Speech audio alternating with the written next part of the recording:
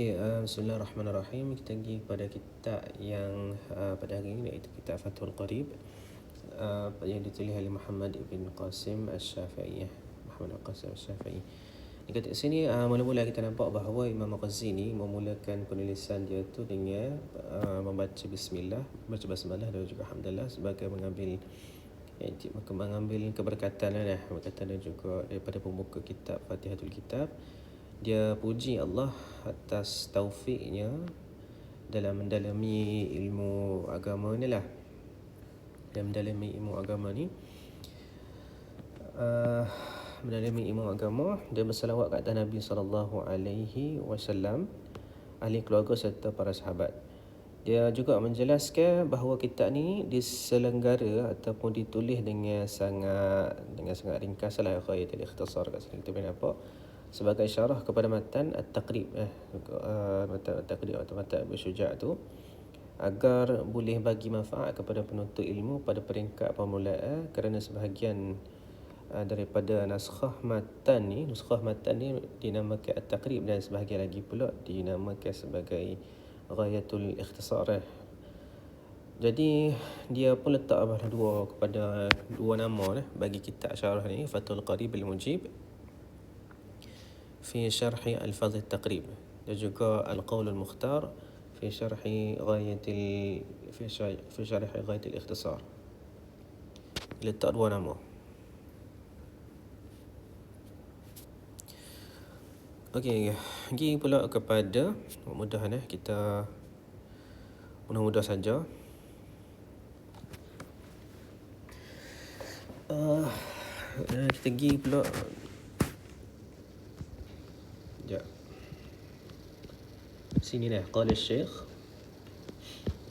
Syekh Al-Imam Abu Tayyib wa ishtahara aidan. Okey, di sini dia pengarang matan ni adalah Syekh Abu Tayyib, yang terkenal dengan katanya dengan nama dia, dengan apa ni, terkenal gelaran dia Abu Syuja' Ahmad ibn Al-Husain bin Ahmad Al-Asfahani. Jadi beliau, matan Abu Syuja' ni, beliau memulakan kitab dengan basmalah kerana mencontohi Al-Quran itu sendiri, dan juga kerana ikut Nabi SAW, dan juga mengambil berkat dengan nama Allah Subhanahu wa ta'ala. Okey, kita pergi pula kepada huruf basmalah ni. Bismillah ni dulu. Bismillahirrahmanirrahim. Abtadi'u kitabi hadha. Jadi huruf ba pada bismillah ni berhubung dengan kata kerja yang dihazafkan ataupun dibuang. Asy-syarih menganggarkan ataupun mentakdirkan kata kerja tu sebagai fi'il umum, kata kerja umum yang diletakkan di belakang, iaitu abtadi'u, aku memulakannya. Jadi dia letak kat belakang tu untuk bagi makna faedah al-qasar, makna al-hasar, makna pengkhususan. Tapi adalah lebih utama al-aula kalau misalnya dia takdirkan kata kerja itu khusus. Contohnya dia kata bismillahi u'allif, dengan nama Allah aku menyusun atas, kerana ada dua sebab ni. Pertama sekali, kerana setiap orang yang memulakan sesuatu akan berniat secara khusus dalam hati.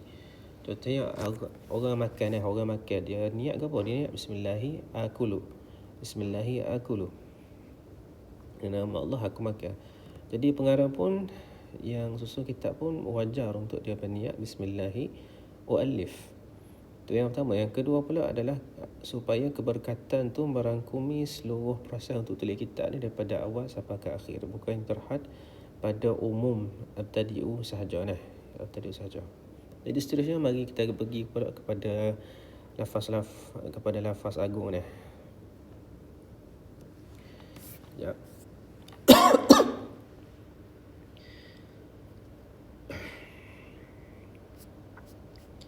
Allah ni sini. Maaf. Allah ni, lafaz Allah adalah nama alam, nama khas alam bagi zat yang wajib wujud, wajibul wujud, yang tidak didahului oleh tiada dan juga tidak diakhiri oleh tiada. Kemudian Ar-Rahman Ar-Rahim. Ar-Rahman memberi maksud nikmat-nikmat yang besar. Maksudnya yang memberi, zat yang memberi nikmat-nikmat yang besar, ataupun jalailun ni'am. Manakala Ar-Rahim pula bermaksud orang yang bagi nikmat yang halus ataupun khusus ataupun daqaiqun ni'am. Lafaz Ar-Rahman lebih mendalam maknanya daripada ablagh ni kan, dia kata situ ablagh berbanding Ar-Rahim, kerana pertambahan daripada huruf tu menunjukkan pertambahan pada makna. Kemudian disebut Alhamdu. Dari sudut bahasa bermaksud memuji Allah lah dengan kebaikan atas segala dengan kebaikan atas dasar mengagungkan Allah. Manakala kalau tengok dari segi uruf, keistimewaan istilah, ia maksud Alhamdu tu adalah perbuatan yang menunjukkan pengagungan. Kita mengagungkan kepada yang memberi nikmat, sama ada melalui perbuatan badan ataupun ucapan lidah ataupun i'tiqad hati.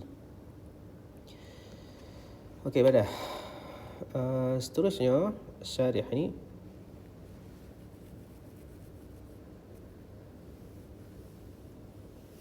seterusnya pula tagi syarih ni bagi kepada nak menghuraikan perkataan al-alaminah, alamin, selawat keluarga Nabi dan sahabat Nabi sallallahu alaihi wasallam. Al-alamin, silap, maaf. Al-alamin dengan baris atas pada huruf lam tu, alamin, mengikut Ibnu Malik adalah isim jamak dah, adalah isim jamak, nama kata ataupun kata majmuk, kata nama majmuk, khusus bagi makhluk yang berakal, khusus bagi makhluk yang berakal seperti manusia, jin ataupun malaikat. Manakala kata tunggal, alam, merangkumi segala sesuatu selain daripada merangkumi segala sesuatu selain daripada Allah. Pada tu kemudian sallallahu wasallam. Nabi dan Rasul. Nabi ini adalah orang yang diwahyukan syariat untuk diamalkan walaupun tidak diperintahkan untuk menyampaikannya. Jadi jika diperintahkan untuk sampaikan, maka dia adalah Nabi dan juga Rasul. Jadi setiap Rasul tu adalah Nabi, tapi bukan semua Rasul Nabi tu adalah Rasul. Kemudian dia pergi surat kepada keluarga Nabi, al-Nabi, alun Nabi. Alun Nabi, Nabi ialah, kita tengok pada Nabi. Nabi ni adalah orang yang orang lelaki yang diwahyukan syariat untuk untuk diamalkan. Walaupun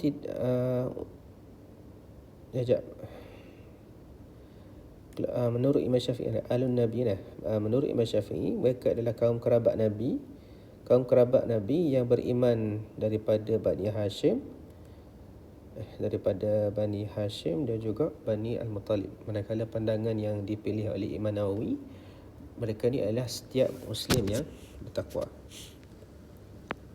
Setiap Muslim yang bertakwa ni dia. Sahabat ni maksud kepada sahabat tu pula. Wa ala sahabatihi, tengok pula kepada sahabat. Sahabat ni adalah siapa yang bertemu dengan Nabi sallallahu alaihi wasallam dan keadaan beriman dan meninggal dalam Islam, meninggal dalam Islam. Seterusnya dia pergi pula kepada maksud fiqh ni. Pergi pula pada maksud fiqh. Di sini maksud fiqh ni. Dari sudut bahasa, fiqh dia bermaksud kefahaman yang secara mutlak ataupun memahami perkara tu secara terperinci ataupun halus. Dari segi syarak pula ialah fiqh itu adalah ilmu yang berkenaan dengan hukum-hukum yang bentuk amalan yang diambil daripada dalil-dalil yang terperinci.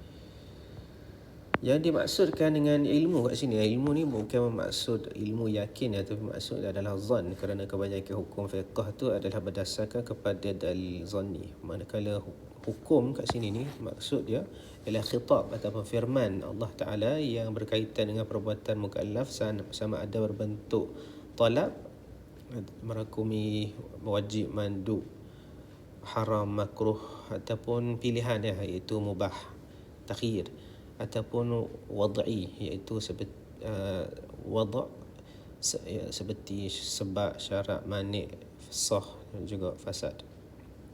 Maksud syar'i pula adalah dia maksud syariah ini adalah hukum syar'i lah. Dia terkeluar daripada syariah ni hukum-hukum urfi ataupun hukum-hukum aqli hukum urfi ataupun aqli. Al-amaliyah terkeluar pada nilai akidah. Al-muktasab terkeluar daripadanya itu adalah ilmu yang tidak muktasab seperti ilmu Allah. Min adillatiha tafsiliyah, daripada dalil-dalil yang tafsili. Jadi tidak terkeluar daripada dalil-dalil tafsili ini ilmu malaikat Jibril dan juga ilmu Nabi sallallahu alaihi wasallam.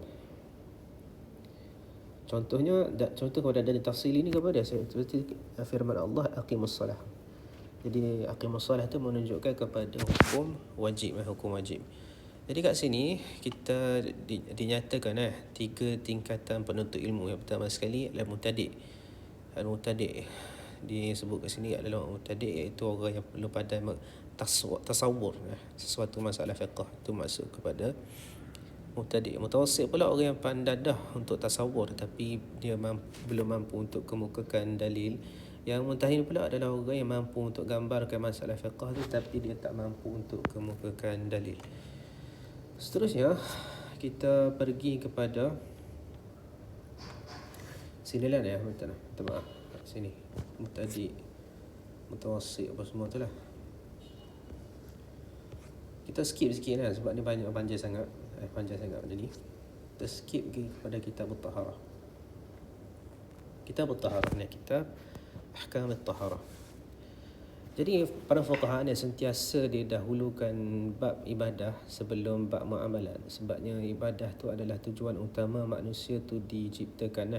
Jadi dalam bab ibadah, solat adalah rukun yang paling penting dan taharah didahulukan ataupun taharah dulu baru solat kerana bersuci merupakan syarat kepada sah solat itu sendiri dan syarat mesti didahulukan daripada perkara yang disyaratkan.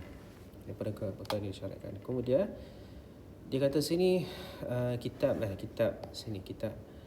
Dari segi bahasa maksud menghimpun ataupun mengumpul kitab. Dari segi bahasa maksud itu atau kumpul. Dari segi istilah pula bermaksud nama bagi jenis hukum-hukum. Nama bagi jenis-jenis hukum ataupun sekumpulan daripada hukum. Itu maksud kepada kitab itu sendiri. Kemudian bab tu pula bermaksud nama bagi nau'. Nama bagi nau' di bawah jenis tersebut lah. Kemudian pergi pula kepada at-taharah dengan baris atas pada ta' tu. Dari segi bahasa bermaksud kebersihan manakala dari segi syarak pula adalah dia ada banyak maksud lah. Segala maksud perbuatan yang membolehkan solat. Fi'lu ma istabahu solat, perbuatan yang membolehkan solat dilakukan iaitu wuduk, mandi, tayammum dan menyucikan najis.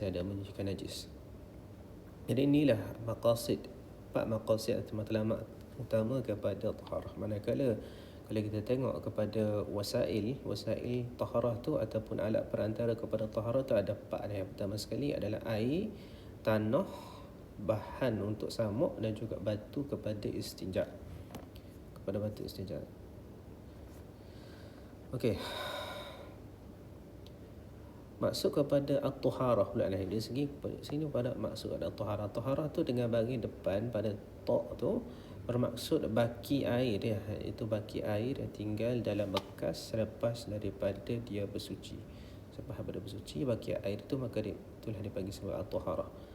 Disebabkan air pun jadi adalah alatnya untuk bersuci, jadi pengarang dia bawakan jenis-jenis air yang kita boleh gunakan. Okey, dia kata sini apa? Maksud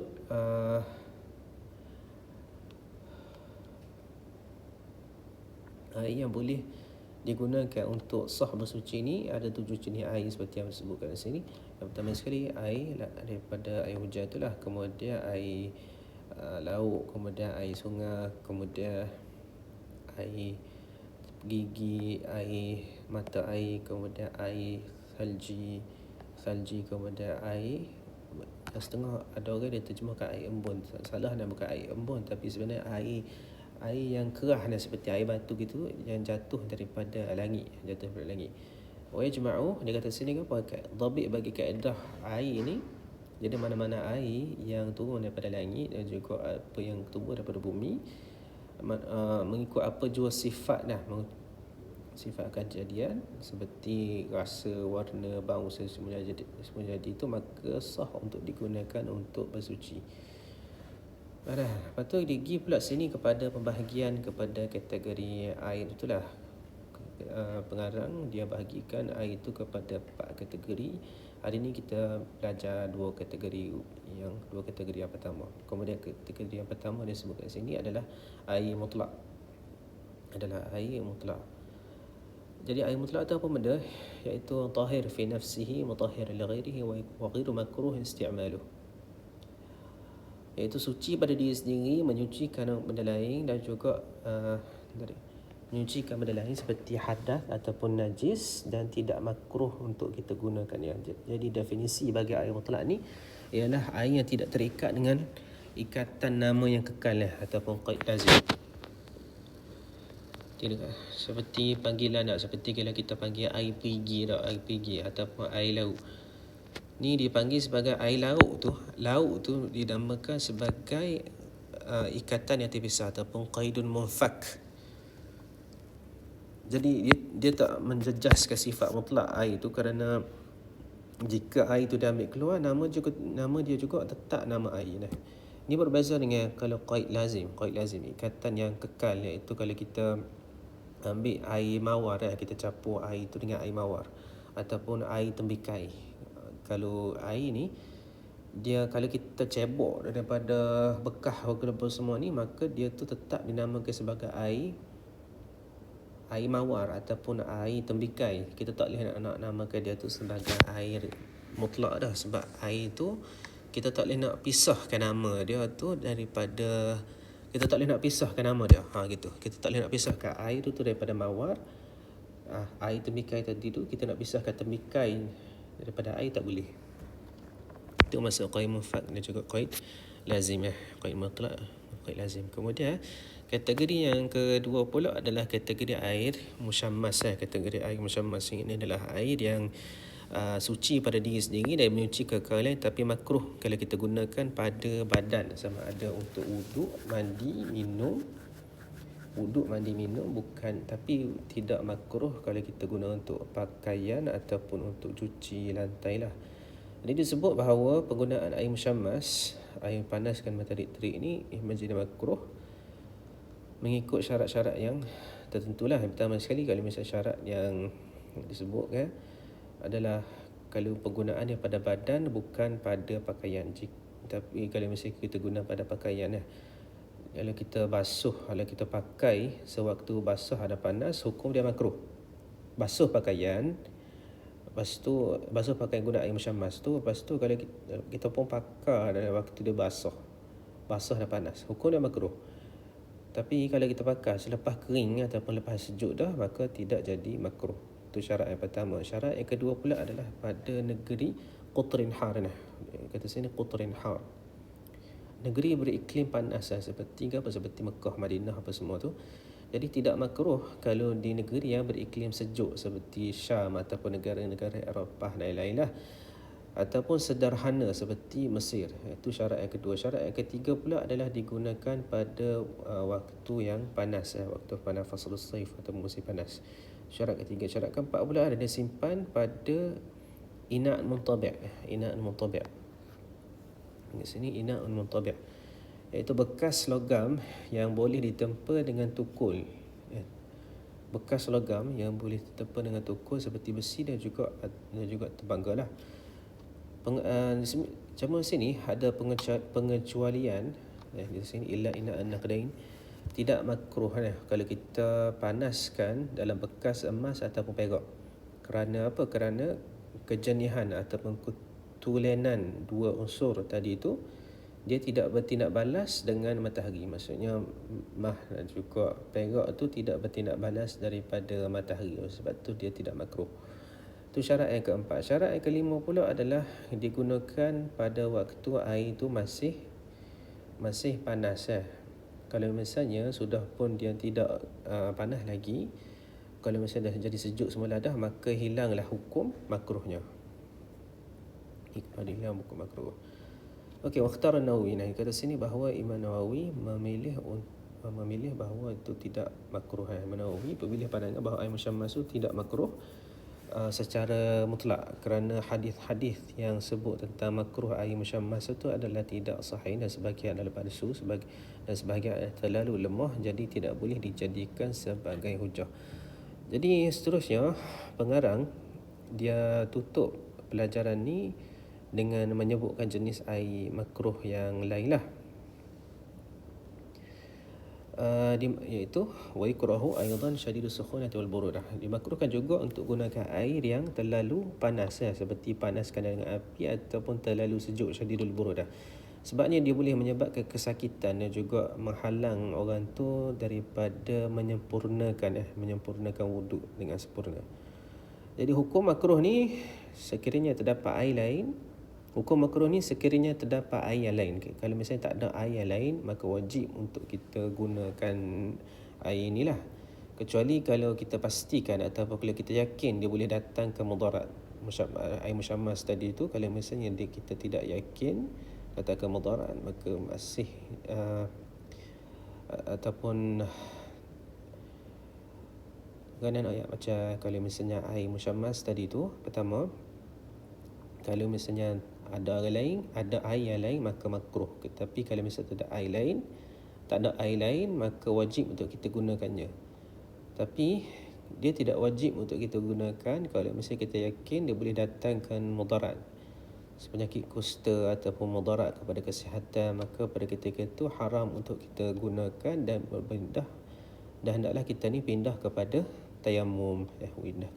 Jadi tamatlah hari ini pelajaran pada hari ini tentang sedikitlah tentang muqaddimah. Dan kita sallallahu ala Muhammad wa ala alihi wa sahbihi wasallam.